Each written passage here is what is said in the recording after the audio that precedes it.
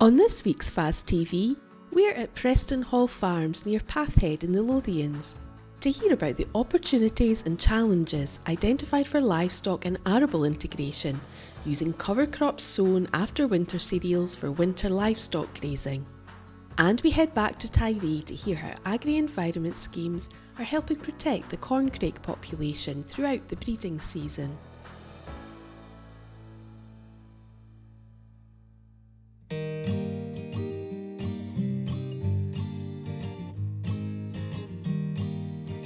The Mix project is an Horizon 2020 project which has been funded for 4 years, and we're looking at mixed systems across Europe. So we have partners in Germany, the Netherlands, Poland, Portugal, Switzerland and the UK, and we're looking at different kinds of mixed systems. So in the UK we're looking at arable livestock integration, whereas in other countries we're looking at agroforestry systems. So for example, where they're grazing pigs in willow systems, or they're grazing pigs under oak trees.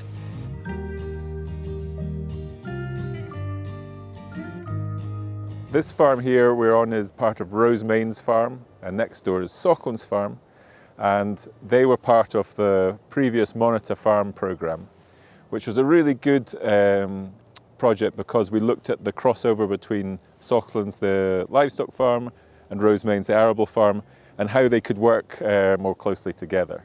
And we did a lot of labour sharing and livestock moving in different directions, grass lays coming back into the arable rotation, these types of things. But we were very lucky when that project finished that we were able to join and link in with the Horizon 2020 Mix project, which has allowed us to continue the cover crop grazing trials. And what we've been doing with them is to really try and see if there's a viable proposition for the livestock farmer to put his livestock onto an arable farm, and whether the arable farmer can receive some sort of financial remuneration for that, or whether there's other benefits in that, and whether there is a sustainable proposition for that to happen in Scotland. From our European partners in the Mix project, we've been able to see that in the south of France they really do this very well. But our challenge here is perhaps our location in the globe. From working with our partners in the Mix project in France, in Toulouse in the southwest, they are grazing cover crops. And the driver is largely from the arable farmer. They get a huge amount of biomass growing, which is either weedy biomass or from their cover crop, and they really want to be able to remove that before they get into their next arable rotation. So the arable farmers in France are looking at the livestock coming on as a service to them to try and remove biomass. They also can sow much later, and they have to sow later because their climate is so dry that they need to wait for moisture in the autumn, and they still achieve a significant yield. So they are in a different position. The arable farmers are really welcoming livestock farmers onto the farm for a service that they provide, and not looking for a financial return because of the yield that's been generated with their better climate.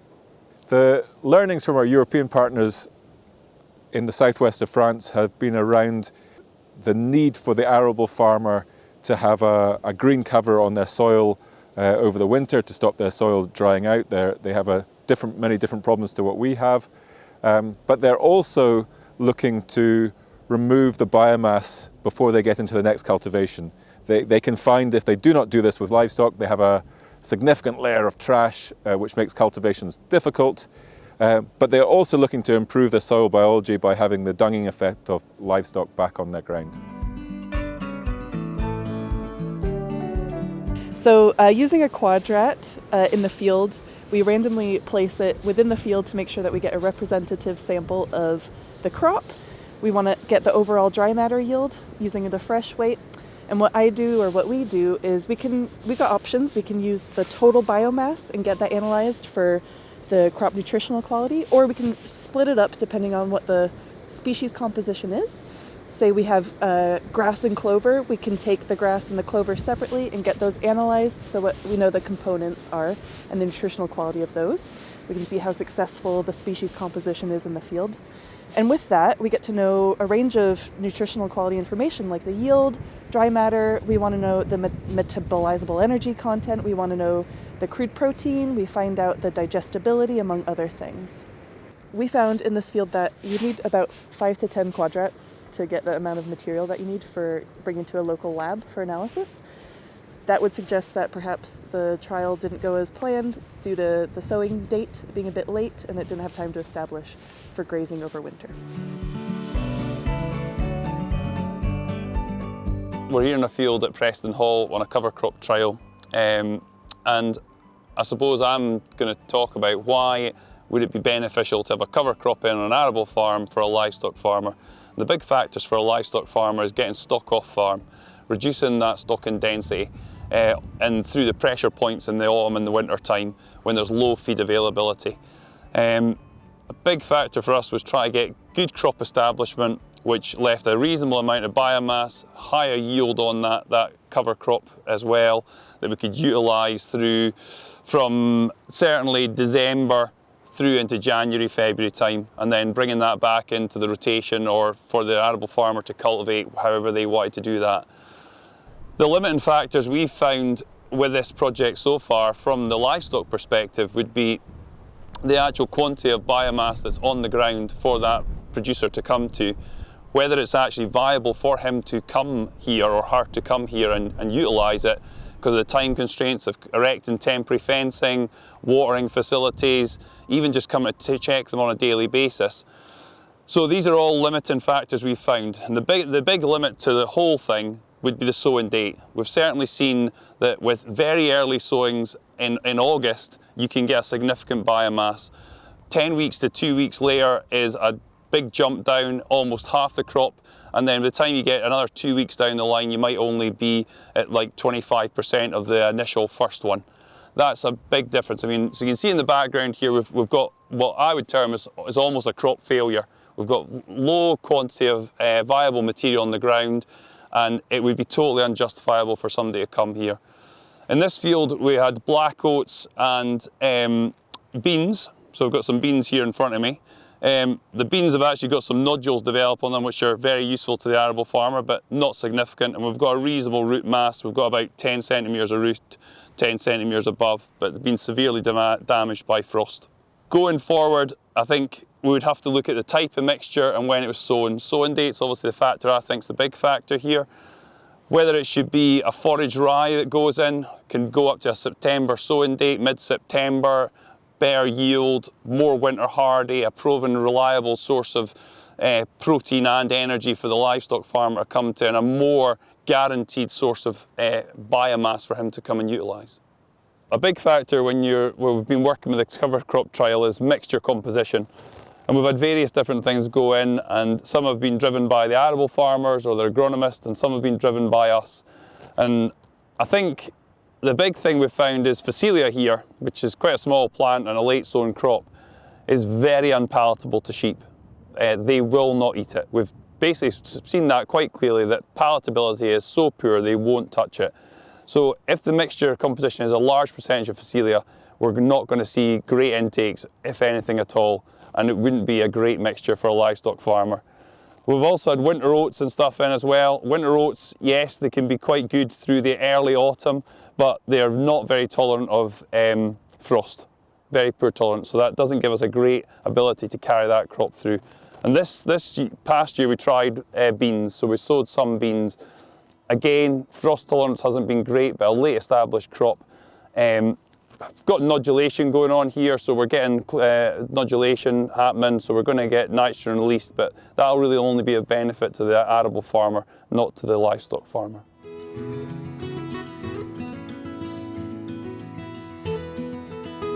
The inconsistency we had in the previous year's trial was around the sowing date, really. We had 3 different fields. The first one sowing near the beginning of August, then sort of mid-August, then end of August, and we really saw a big difference in yield and biomass. A massive stark difference. I mean, yeah, a huge amount of biomass at the early sowing that was really worthwhile a livestock farmer coming to. Unfortunately, the crop we had there was Phacelia and black oats, and obviously we've talked about that wasn't a crop that was particularly palatable to a sheep. And then we went into the mid-August sowing. Yeah, just viable, I would say, for a livestock farmer to probably come to, and justifiable maybe putting a fence up and doing it. And then the late August, at the beginning of September, probably very unviable for a livestock farmer to come to. And I probably think the root and depth it was even getting for an arable farmer might be questionable. Yeah, so the value to the arable farmer as well as the livestock farmer, if they're really late sown, it's very, very questionable. Yeah. Yeah, and I suppose going forward, we imagined that we potentially could create a viable crop for a livestock farmer working with an arable farmer year on year. And the challenge this far north in the world is that you don't often get the weather, or the weather is variable. So to create this reliable year on year resource for a livestock farmer is very difficult. It's questionable. Really, isn't it? it is. I mean, I think that is the thing we've got to be honest about here is, can you actually have a guaranteed amount of feed available every year for that livestock farmer? And I don't think we can. We can say there's opportunist moments in time that can happen depending on the sowing date, but not to say that absolutely categorically you could carry X amount of stock every year for that time period. So I think that's the big limiting factor I think we've seen in this project. Yeah, and I think the further south you go, when we're looking at our French partners who've come over, and we understand what they're doing, they're not getting that variability. They can produce that level of biomass year on year. So there's a level of predictability, reliability for the livestock farmer to engage with the arable farmer. They've just got that, they're on that latitude in the world where they've got daylight length and warmth. Yeah. The sunlight's there, warmth's there, crops grow well. They're even having to sow them late into October time to actually have sufficient moisture to actually get good crop establishment. Yeah. And then it's growing rapidly, and they're getting 2 grazings over the winter with that, with significant amounts of biomass. They were talking about almost 2 feet tall, some of the stuff. So a huge quantity, nothing like we've seen at all. No, nothing like we've seen. So, yeah, I think at best we can say by an arable farmer working with a livestock farmer, potentially can create an opportunist resource, yes, but it's not to be relied on year on year. Couldn't be regarded at all. Yeah. No, totally.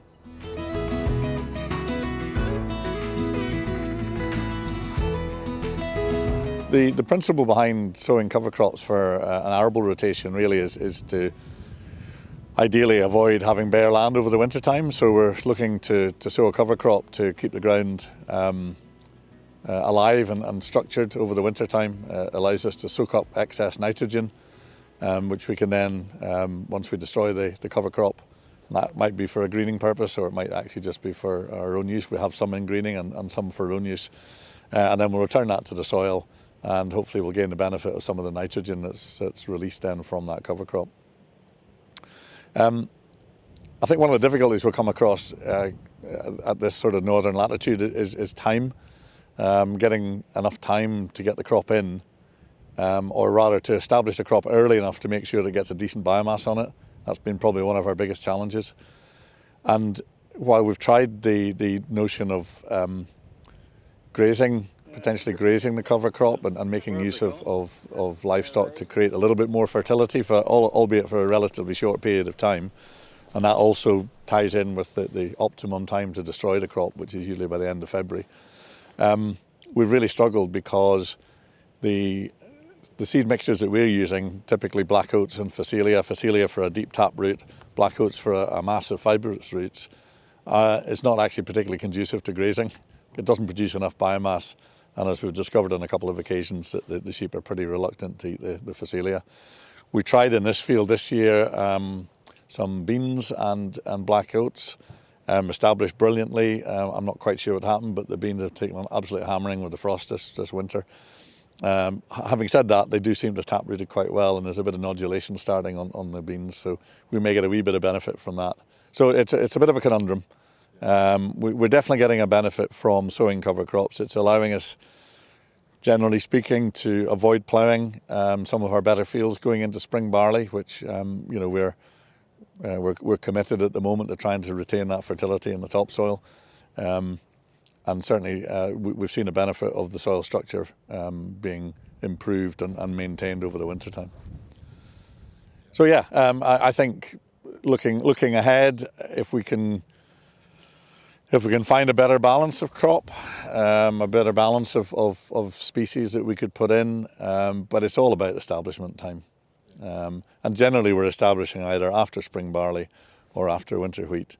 And those are obviously the later two harvests that we have in terms of crops, whereas if we were doing it, for example, after winter barley, we would have that off in July, end of July, and we'd have a cover crop probably up around our knees at the minute. And well, it wouldn't be if they've had sheep on it, of course, and they would have grazed it. So it's just trying to find that integration between the two is the biggest challenge. In the thought processes of how could you make this work, I suppose that's the key, isn't it? And I mean, we grow oilseed rape, okay? So from our point of view, using two things really. Using rape in the rotation doesn't allow us to use till radish, for example, within the same rotation because of the club root risk. If you weren't growing oilseed rape and you were a more cereal, peas, potato kind of rotation, perhaps, you might be able to see a way forward to say, well, if we were going to grow winter barley, we could actually put a good cover crop in after an early finishing winter barley crop. The flip side is, if you don't have oilseed rape, why would you grow winter barley?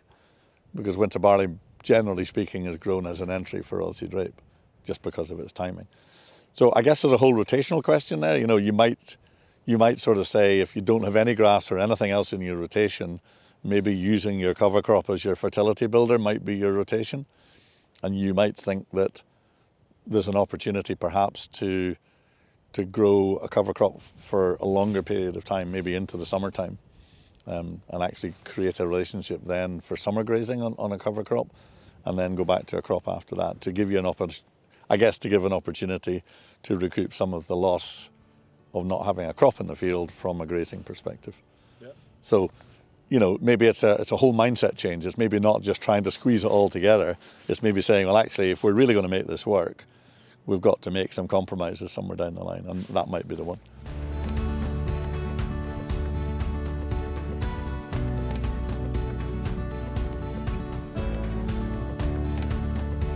So here at Whitriggs, we've got 140 suckler cows, 300 red deer and 50 hectares of cereals.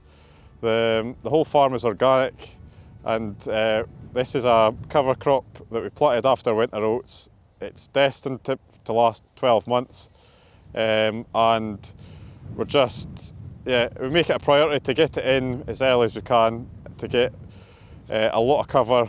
It's only going to be young cattle that are on it through the first winter, so we're just looking for something that's going to last, that's going to give us a lot of green cover, prevent soil erosion, but also keep everything living in the soil. The older cattle are outside all winter up on the hill, and this down here is just a way of extending the grazing for the young stock to get them through the winters as long as possible before they come in. So this was in after winter oats.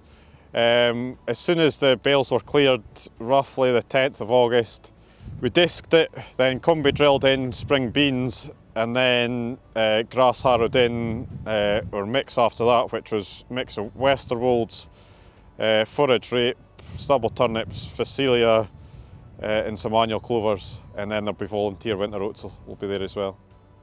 This first graze, this would get round about Christmas time. With young calves, there's 120 calves, and they'll get roughly 2 hectares a day. No, 2 hectares for 2 days. And it's just really nipping the tops off it then. But in the spring, it's the first field that they'll go back out onto, and then it'll be grazed 3 or 4 times before it's ploughed back in September again. We were getting round fields too quickly when it was just oats, undersown barley. So this is just a green manure that'll stretch it out, so it'll last either 4 or 5 years before it's back into grass again.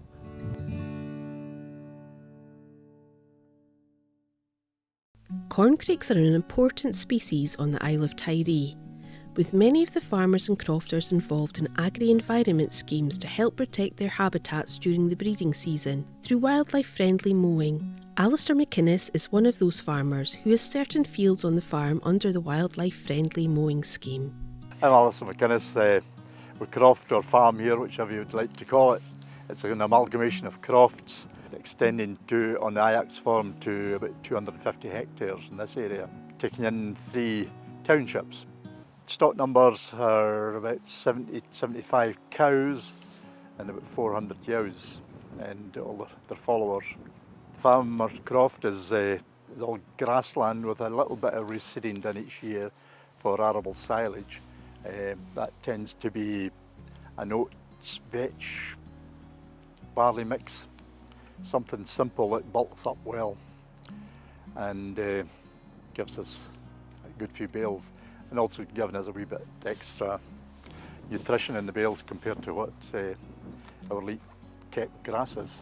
We've been involved in agri-environment schemes in Ruig here now, I think since the late 80s, early 90s, starting off with the Corncrake initiative that was run by the RSPB, and that then ran into one of the newer schemes. I think it was ESA at the time.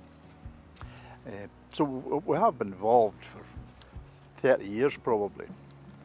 It's been a source of income, well, a good source of income right at the start, and we do feel it makes a difference. Well, the options that we use here in Ruig are basically what we started off with its corncrake cover for these birds in particular. We used to have wetland areas for the waders, etc., but the last time we renewed our scheme, that wasn't available. So we're now basically just corncrake initiative with the various cutting dates. Our main cutting date is the 1st of August. Some of our neighbours around here have the 15th of August, and we also have 2 or 3 fields with the 1st of September, which gives us quite a wide range of well, grass management and places for the corncrake to retreat to and breed further into the season. We haven't put all our grassland into the schemes, so it gives us a little bit of leeway. We do have about 30 acres that we can cut whenever we want to. If it's been a good growing season, we have taken it off early July, which is not very early for anybody else, but it's early for Tiree. But this year, with the dry spell that we had, the growth was so late, it was actually into August before we started cutting anything. So there was lots of benefits for the corncrakes there. So it works well, or it doesn't cause us any major hassle anyway, put it that way, apart from possibly our quality of the product and the bale at the end of the day. But I suppose we've got to take that because we're getting rewarded financially for leaving it that length of time. We can buy a few bags of compound to improve the quality the animals are eating. The costs of these schemes are just, as I've said, you're probably having to buy a little bit more cereals in a bag to feed the calves and the animals that are needing it most anyway. But saying that, we'd probably do that anyway because the quality of grass that we're getting in Tiree, even as I said as well, we didn't cut the fields that we had the opportunity to cut until nearly August this year anyway. So it's subsidising our feeding regime to a certain extent. It doesn't affect our labour in any way. We work, there's just myself and Ian that work in the place, and we've adjusted the machinery and everything we do so that 2 folk can do it. We have a combi baler which cuts down time. I go in, cut the grass in the corncrake friendly manner, leaving the margins etc. around the edges, and then after we wilt it as long as we can, given whatever weather we're getting at the time, we row it up, and then Ian comes in with the combi baler, and the job is complete the minute he leaves the field. And then we've got time, and maybe even a wet day to go and lift the bales and stack them. So it doesn't cost us anything else extra in labour, certainly not. Having the shut-off date of the 15th of May pushes us pretty hard in the spring. Again, everything's weather dependent. If we're getting good weather, it's usually not a problem.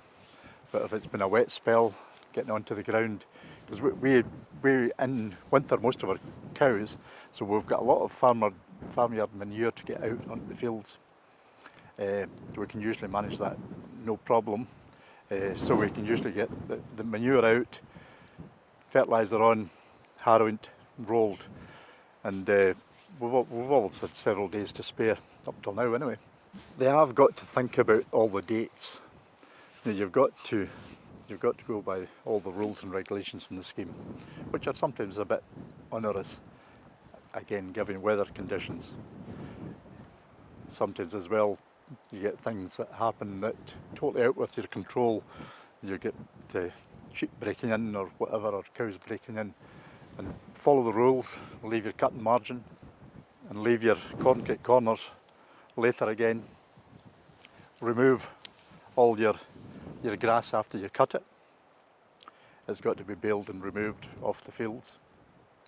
And then it's all the areas have got to be grazed, the margins and the corncrake cover.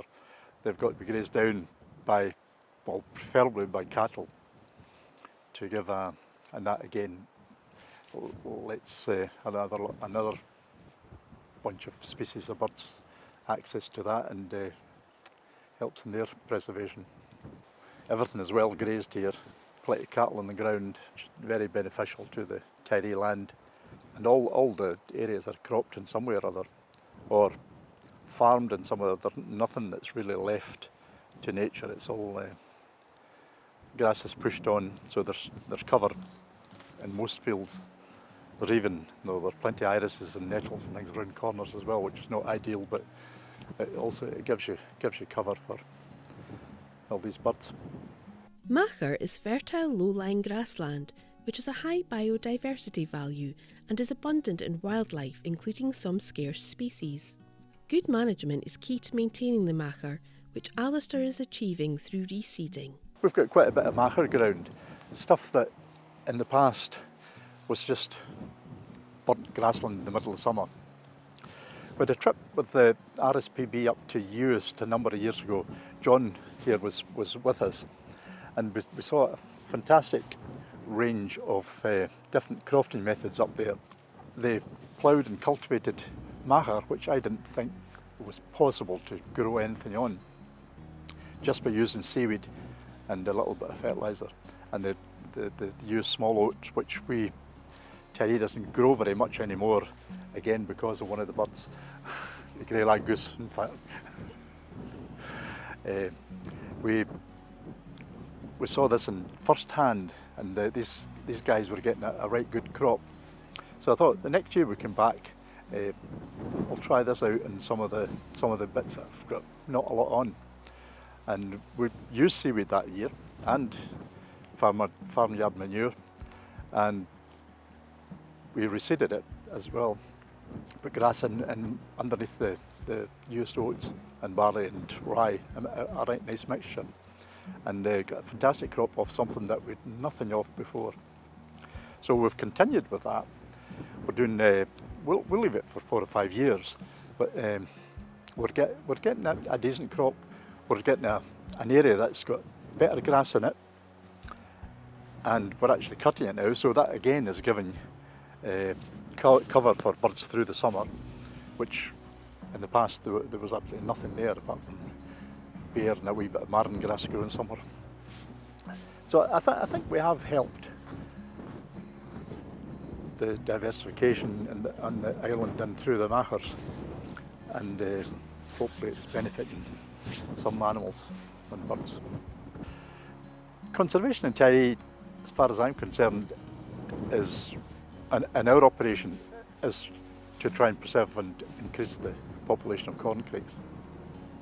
I quite like the sound of these little birds.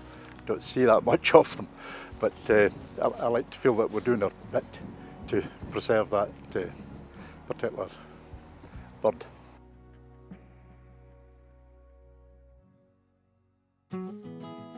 Hello, I'm Tiffany Stevenson bringing you this week's Rural Roundup. It's definitely beginning to feel like spring. There's blossoms on trees and all the daffodils are out, which is lovely to see. It's definitely full speed ahead on the work front.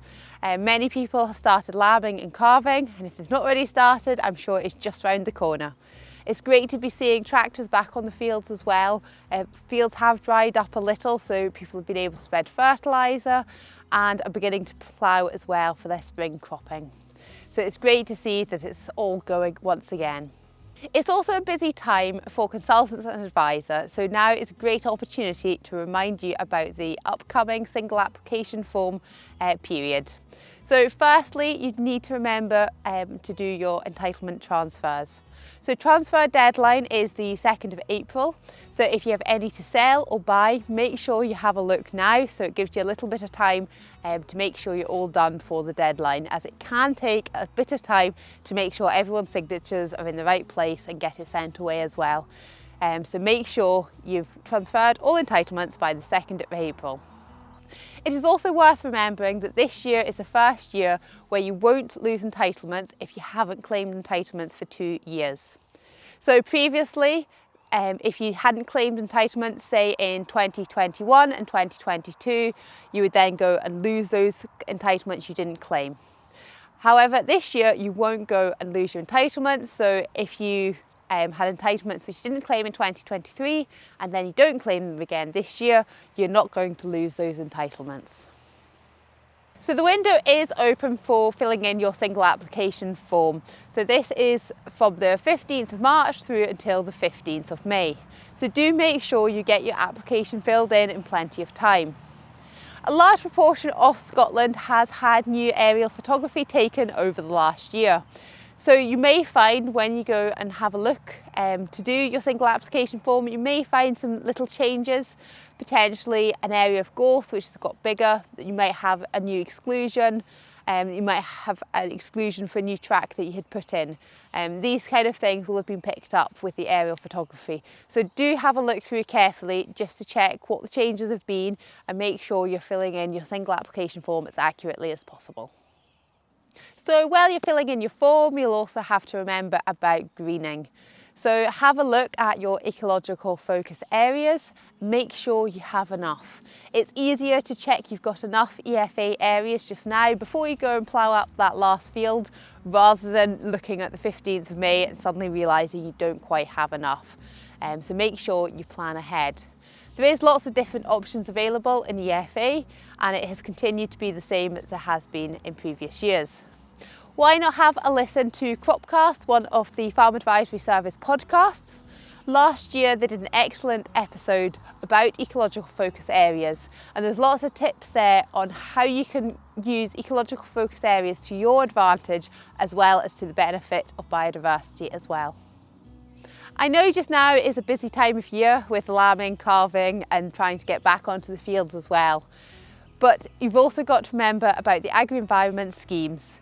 It's not very long to go until the deadline if you're looking to put in an irrigation lagoon or for slurry storage. The deadline for this is the 19th of April, so do make sure you get on with that as well.